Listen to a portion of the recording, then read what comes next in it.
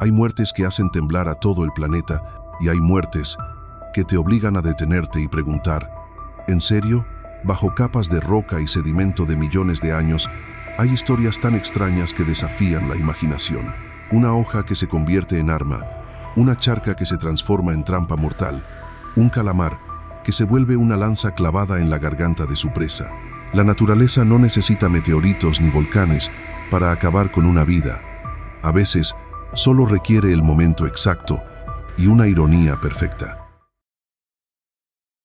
A veces, la historia de la vida en la Tierra parece escrita por un autor serio, que de pronto decide incluir un chiste privado que nadie pidió. Y algunas de esas bromas se fosilizaron para que las encontremos millones de años después. Después de revisar varios registros fósiles, me topé con algunos que podrían competir por el título de las muertes más insólitas de la prehistoria. Y para comenzar, lo haremos con fuerza, porque este primer caso, o mejor dicho, conjunto de casos, es tan extraño como fascinante. Todo empieza en Ecuador, en el yacimiento fósil de Tanque Loma, un lugar que guarda los restos de miles y miles de huesos pertenecientes a perezosos terrestres gigantes. En concreto, hablamos de Eremotherium, un género de herbívoros colosales que dejaban a los perezosos modernos como simples miniaturas. Cada uno podía alcanzar alrededor de 4,5 toneladas de peso, medir unos 6 metros de largo y superar en altura a un humano por un factor de 3. Su tamaño y su esqueleto denso y robusto los acercaban más a un elefante que a cualquier pariente vivo actual. A pesar de su fortaleza, en Tanque Loma se han encontrado cerca de 2 docenas de estos gigantes caídos, todos fallecidos en un mismo intervalo de tiempo, estimado entre hace 18.000 y 23.000 años. Al principio, la causa parecía clara. Al igual que en los pozos de Brea de la Brea, en Estados Unidos, el yacimiento contenía asfalto natural, lo que sugería que los animales pudieron quedar atrapados y sepultados en una trampa pegajosa. Sin embargo, las pruebas no encajaban del todo. En este caso, el material bituminoso solo cubría parcialmente los huesos, a diferencia de la brea, donde los esqueletos suelen estar completamente impregnados. Con esa evidencia, la hipótesis de la muerte por brea se descartó. Lo que vino después fue aún más peculiar. Bajo las capas fósiles apareció un estrato compuesto por restos vegetales triturados y parcialmente digeridos. Dicho de forma sencilla, un depósito masivo de excrementos, lo bastante grande como para cubrir a un grupo de animales cuyo peso combinado habría superado las 80 toneladas. Este hallazgo, lejos de desconcertar al equipo, se convirtió en la pista clave para elaborar una hipótesis. Los propios perezosos habrían sido la causa de su desgracia. Durante una época de sequía, estos animales se habrían reunido en una depresión del terreno que entonces contenía agua y vegetación.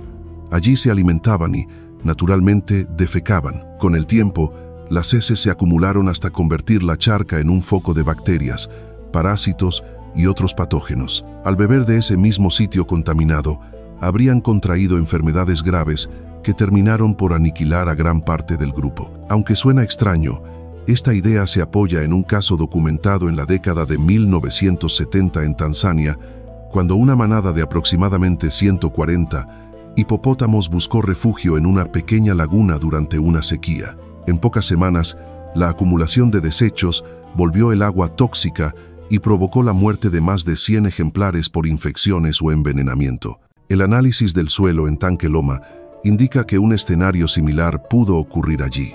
La sequía forzó a los perezosos a concentrarse en un espacio limitado con recursos que, en circunstancias normales, habrían sido su salvación, pero que en este caso sellaron su destino de una manera tan lamentable como poco heroica. A veces, la naturaleza escribe tragedias que parecen chistes internos y, curiosamente, algunos de esos chistes están firmados por las ranas. No todas las muertes extrañas de la historia natural cargan con un aire sombrío. Algunas tienen un tinte casi irónico. Un ejemplo claro proviene de hace aproximadamente 45 millones de años, en la región de Heiseltal, Alemania, donde se halló un verdadero cementerio de anfibios. Los fósiles encontrados corresponden a cientos de ranas, posiblemente emparentadas con la familia Pelobatidae, un grupo que todavía cuenta con representantes vivos en la actualidad. En aquel tiempo, el área habría sido un extenso pantano, un refugio perfecto para estos animales. Sin embargo, la abundancia de cadáveres planteó un enigma. ¿Cómo es que un hábitat ideal terminó convirtiéndose en un escenario mortal para tantos ejemplares? Durante décadas, la respuesta parecía inalcanzable. Los restos no mostraban señales de enfermedad, vejez, depredación ni carroñeo. En apariencia, todos estaban en buen estado físico antes de morir. La única pista era la disposición y cantidad de los fósiles, algo que no ofrecía demasiadas certezas. En un inicio se propuso que el pantano se había secado repentinamente. No obstante, esta hipótesis se descartó pronto. En aquella región había suficientes humedales cercanos para que las ranas simplemente se desplazaran a otro sitio. Hace algunos años, tras observar el comportamiento de ranas y sapos actuales, los paleontólogos creen haber encontrado la clave. Notaron que, en muchas especies vivas, la temporada de apareamiento es tan intensa y breve que provoca un aumento notable de la mortalidad. El agotamiento físico puede acabar con algunos individuos durante o después de la cópula, y en ciertos casos las hembras, empujadas y sujetadas bajo el agua por varios machos a la vez, terminan ahogándose. Los estudios sugieren que las ranas de Hazeltall pasaban la mayor parte de su vida en tierra firme, regresando al pantano únicamente para reproducirse. Esto implica que no eran nadadoras expertas, lo que aumentaba el riesgo de accidentes fatales durante estas aglomeraciones reproductivas. Cabe señalar que los eventos de mortalidad masiva en anfibios no son exclusivos del pasado fósil. Hoy en día, las poblaciones de ranas en todo el mundo enfrentan amenazas severas, desde la pérdida de hábitat hasta enfermedades emergentes, colocándolas peligrosamente cerca del umbral de la extinción. A veces, las muertes más improbables parecen obra de un guionista con humor seco. No buscan la risa, pero dejan una ceja levantada durante millones de años. Con esa idea en mente, sigamos este pequeño inventario de finales fósiles rarísimos, contados con calma, precisión y una pizca de ironía, para que el asombro respire sin caer en el espectáculo. Aunque lo de las ranas de Hazeltall pueda sonar a comedia negra si se mira desde muy lejos, ahogarse nunca es una buena manera de terminar. Si hay una atenuante, es que el desenlace suele ser rápido, sobre todo cuando se compara con otras muertes que la prehistoria guardó con más saña. Y justo ahí entra uno de los casos más extraños, el de un pterosaurio cuyo final no lo decide un depredador ni un cataclismo, sino una hoja rígida usada por el azar como si fuera una lanza. No existe, hasta donde se ha documentado, otro fósil que cuente algo igual. Para abrir con paso firme, viajemos al Cretácico temprano de lo que hoy es Brasil. Allí vivió Ludodactylus, un pterosaurio de buen tamaño cuyo perfil recuerda, curiosamente, a los pteranodontes de los juguetes infantiles. El ejemplar más célebre, el holotipo, es decir, el individuo que define los rasgos de la especie, conserva una escena que parece un chiste muy serio. En la mandíbula inferior quedó incrustada una hoja larga y dura de yuca, planta que en varios países recibe apodos como aguja de Adán o bayoneta española, por la rigidez y punta de sus hojas. Conviene aclarar un detalle para no extraviarse. Ludodactylus no era herbívoro. Sus dientes curvados y puntiagudos están hechos para sujetar presas móviles, no para triturar fibras vegetales. La explicación más prudente, por lo tanto, habla de accidente y no de alimentación. Al volar a gran velocidad, el animal chocó con una planta de yuca y una de sus hojas se le clavó en la parte baja de la mandíbula. El resultado fue una herida dolorosa y, sobre todo, incapacitante. Con la boca deformada y un foco abierto para microbios, comer o beber se volvió casi imposible. La infección y el desgaste energético hicieron el resto. A la fecha, no hay otro fósil que documente una muerte causada por una hoja, lo que no sorprende por lo improbable del encadenamiento de eventos, pero sí subraya lo rigurosa que puede ser la mala suerte. Para mantener el pulso sin perder la línea de lo insólito, cambiemos del aire a la madera. Las plantas no planean nada, pero en paisajes agitados por fuerzas mayores, pueden convertirse en instrumentos letales. Un ejemplo contundente llega desde Tanis, en Dakota del Norte, un yacimiento singular porque conserva organismos que murieron directamente a consecuencia del impacto del gran asteroide del final del Cretácico. Allí se reportó una tortuga del Cretácico atravesada por un tronco. No fue un duelo entre árbol y reptil, sino el producto de un entorno que, por un corto lapso, se volvió mecánica pura, agua que oscila con violencia, sedimentos que se movilizan como cemento líquido, objetos inertes que de pronto se comportan como proyectiles. Para dimensionar la escena, conviene observar el conjunto. En Tanis aparecieron peces de agua dulce y peces de agua salada mezclados en un mismo depósito, a kilómetros tierra adentro. Sus branquias estaban cargadas de microtectitas, pequeñas esferas de vidrio natural que se forman cuando el material expulsado por un impacto se funde, se enfría durante el vuelo en la atmósfera y regresa como una lluvia mineral. También se han descrito esferulitas en galerías de insectos y restos de vertebrados conservados en 3 dimensiones, algo menos común que la típica hoja prensada que deja la presión de los sedimentos. Esa preservación volumétrica permite leer orientaciones, superposiciones y fracturas con una precisión que vuelve más nítida la secuencia de los hechos. La distancia suma un grado de asombro. Tanis está a unos 3.000 kilómetros del punto de impacto, un trecho similar a viajar de El Cairo a París, y aún así la región recibió una cadena de golpes, terremotos intensos, una potente onda de choque atmosférica, una lluvia de esferas vítreas incandescentes y olas tipo Seiche, oscilaciones violentas en cuerpos de agua interiores que pudieron alcanzar 100 metros de altura. Desde esa coreografía de fuerzas, no es raro que un tronco termine clavado en una tortuga, ni que diferentes linajes de peces aparezcan revueltos muy lejos del mar. Por cierto, vale la precisión. Hablar de peces que inhalaron lava suena vistoso, pero no es exacto. Lo que se ha observado son branquias cargadas de vidrio natural, producto del impacto, no de roca fundida volcánica. Tanis guarda además una condición práctica. Parte del material proviene de terrenos privados, así que no todo puede investigarse o exhibirse de inmediato.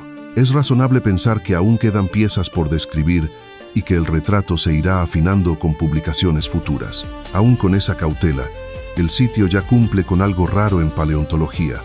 Ofrece escenas que no solo muestran qué murió, sino cómo y en qué orden ocurrieron los eventos. Para pasar de una violencia a otra, miremos hacia Capadocia, en la actual Turquía, donde el paisaje parece de otro planeta. Rocas blandas talladas por agua y viento sobre capas antiguas de ceniza y lava. 3 grandes centros volcánicos que estuvieron activos en distintos momentos del pasado aportaron el material que luego la erosión convirtió en valles y torres. En 2012, un equipo describió allí el cráneo de un rinoceronte perteneciente a un linaje extinto, emparentado de manera lejana con el rinoceronte blanco moderno que se clasifica en el género Ceratotherium, aunque no se trata del mismo género. En vida, este animal debió alcanzar más de 2 toneladas. Sin embargo, su cráneo cuenta una historia de vulnerabilidad.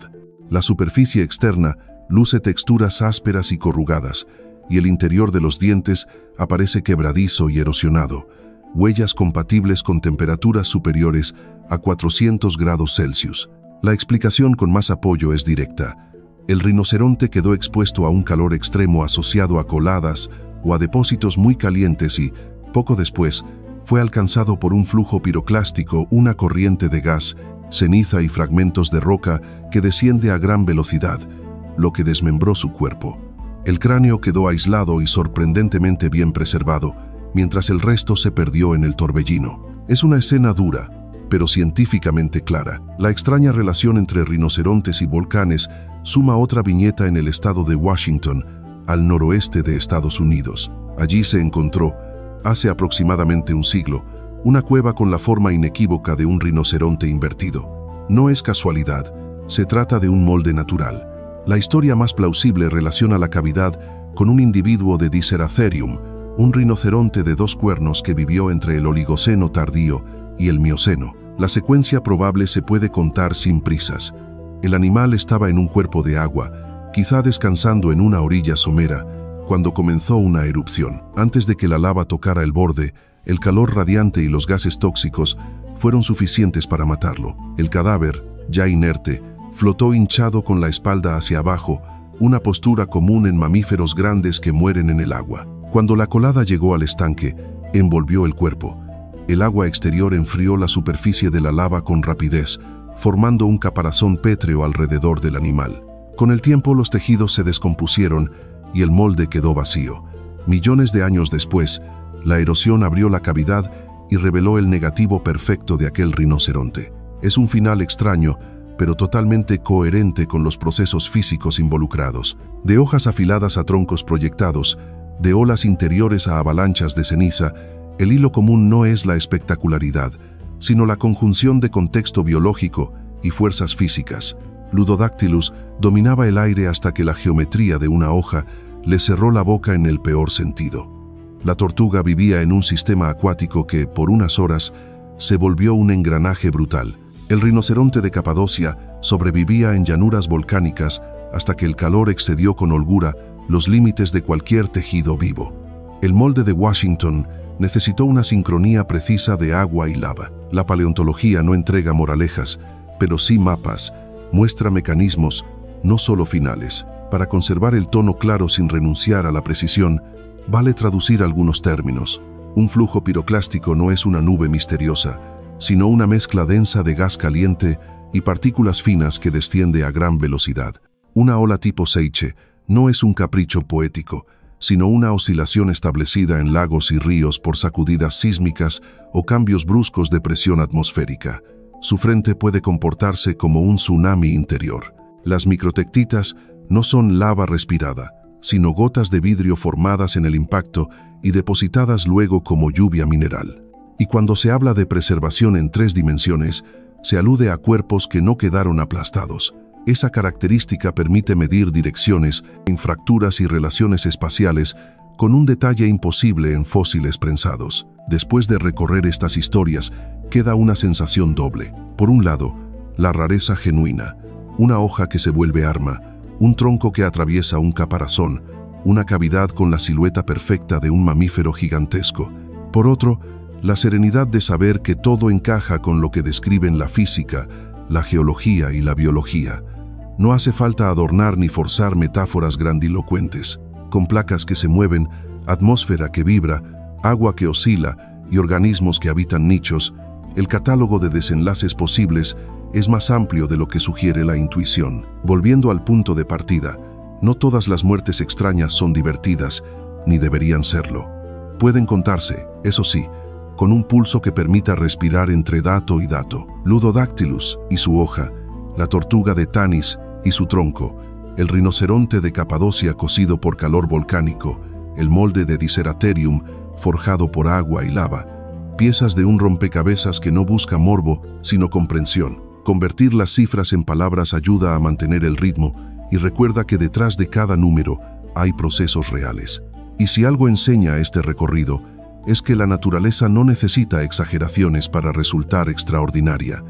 Le basta con un poco de contexto, una condición límite y una coincidencia bien colocada en el tiempo profundo. En el archivo profundo de la prehistoria, hay escenas que parecen congeladas en el tiempo solo para confundirnos. No muestran héroes ni villanos claros, sino grupos enteros atrapados en un final tan improbable que ni el azar parece suficiente para explicarlo. En este caso, la historia nos lleva al Australopithecus, un género de homininos tempranos que vivieron en África hace millones de años. No hablaremos de Lucy, el famoso esqueleto descubierto en los 70, que probablemente murió al caer de un árbol, sino de un hallazgo distinto.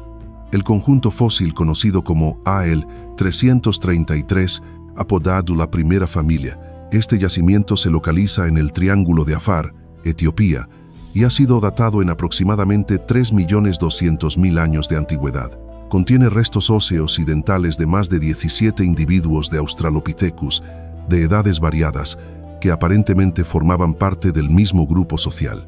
La coincidencia de que todos murieran en el mismo lugar y casi al mismo tiempo es extremadamente rara para especies humanas tempranas, lo que explica el enorme interés científico que ha despertado. El misterio no se limita a lo que se encontró, sino también a cómo murieron. En un inicio, la hipótesis más aceptada fue que un aluvión repentino, una inundación breve y violenta, acabó con ellos. Este tipo de evento es relativamente común en muertes masivas de animales. Sin embargo, el análisis de los sedimentos en la zona no respaldó esa idea. No había las señales típicas de arrastre y depósito de agua en gran escala. Con la hipótesis de la inundación debilitada, surgió otra mucho más inquietante, que el lugar fuera escenario de una matanza singular, no causada por otros homininos, sino por depredadores especializados. Dada la cantidad de víctimas, se planteó que debió de ser obra de cazadores en grupo. Entre los primeros sospechosos estuvieron las hienas prehistóricas gigantes, conocidas por triturar huesos hasta dejarlos irreconocibles, lo que dificulta encontrar marcas claras de su ataque. Al considerar esa limitación, la atención se desplazó hacia grandes felinos, que no solo pueden cazar en grupo, sino que también practican el surplus killing o matanza excedente. Capturan más presas de las que consumen de inmediato. Además, estos felinos evitan roer huesos grandes, aunque a veces ingieren huesos pequeños por accidente o para obtener calcio. Curiosamente, en AL 333 faltan de manera notable muchos huesos de manos y pies, justo los más pequeños y fáciles de tragar. Esto llevó a señalar como principales sospechosos a felinos de dientes de sable como Homotherium, Megantherion o Dinophelis. Sin embargo, no todos los investigadores están convencidos. Una objeción importante es que no está claro si estos félidos vivían en manadas o cazaban de forma cooperativa, algo necesario para explicar tantas muertes simultáneas. Por eso existe una segunda hipótesis, menos sangrienta pero igual de peculiar, que el grupo sufriera una intoxicación alimentaria masiva. La idea es que todos habrían ingerido alguna planta o alimento en mal estado que provocó la muerte de manera rápida y casi simultánea. Este fenómeno se ha observado en otras especies animales, pero algunos especialistas lo consideran improbable en este caso debido a la dieta mayoritariamente vegetariana de los Australopithecus y al hecho de que los cuerpos quedaron concentrados en el mismo punto. En consecuencia, el caso de AL 333 sigue envuelto en incógnitas. Lo que sí sabemos es que se trata de uno de los ejemplos más raros y valiosos de muerte colectiva en homininos tempranos y que, al menos por ahora, tendremos que conformarnos con hipótesis y debates mientras las pruebas definitivas siguen sin aparecer. En el registro fósil, a veces dos historias se cruzan de una forma tan literal que terminan unidas para siempre, aunque no fuera la intención de ninguno de los protagonistas. Este caso peculiar proviene del Jurásico y no involucra a un solo animal, sino a dos, el pez Tharsis y un cefalópodo contemporáneo llamado Belemnites, un pariente lejano de los calamares actuales. Desde hace algunos años comenzaron a aparecer fósiles que contenían a ambas especies en una posición muy particular. El cefalópodo estaba alojado dentro del pez, no a su lado, sino atravesando su cuerpo. Lo más extraño es que no se trata de un ejemplar aislado. Varios fósiles con la misma configuración han sido encontrados, lo que llevó a más de un investigador a preguntarse qué estaba ocurriendo en esos mares jurásicos. Identificar quién atacó a quien parecía el primer paso lógico, pero resultó más complicado de lo esperado. Por un lado, las belemnitas poseían un rostrum, una estructura interna dura, similar a un proyectil que, en teoría, podría perforar tejidos a gran velocidad.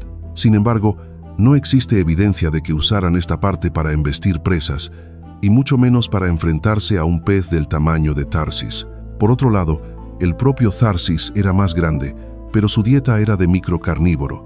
Se alimentaba de tejidos blandos en descomposición o pequeños organismos, por lo que cazar calamares de la mitad de su longitud no encajaba en su comportamiento. La respuesta llegó hace apenas unas semanas, cuando un análisis detallado reveló algo curioso en todas las belemnitas involucradas.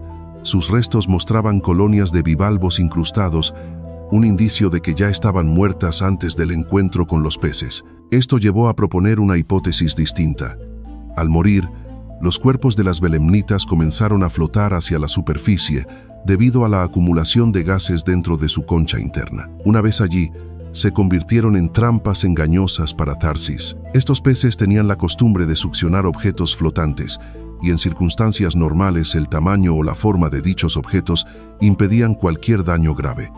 Pero en este escenario particular, la combinación del tamaño relativamente grande del pez y la forma aerodinámica del rostrum de la belemnita facilitó que esta lanza natural se deslizara directamente por la boca del Tharsis hasta incrustarse en sus branquias. Una vez atrapada, la improvisada estaca era imposible de expulsar. El pez quedaba condenado a una lenta asfixia, con el cefalópodo muerto aún anclado en su interior, hasta que ambos terminaban cayendo al fondo marino, donde millones de años después serían descubiertos como un fósil doble, testimonio involuntario de una cadena de eventos tan absurda como letal. Desde perezosos gigantes que perecieron en un lodazal formado por sus propios desechos, hasta ranas que encontraron su fin durante frenéticas temporadas de apareamiento, pasando por peces jurásicos atravesados por cefalópodos ya sin vida, cada ejemplo confirma que la historia de la vida está marcada por episodios tan imprevisibles como improbables. Lo más notable es que estas son solo las que han podido descubrirse y reconstruirse. Por cada muerte inusual que la ciencia logra documentar, incontables más permanecen fuera de nuestro alcance,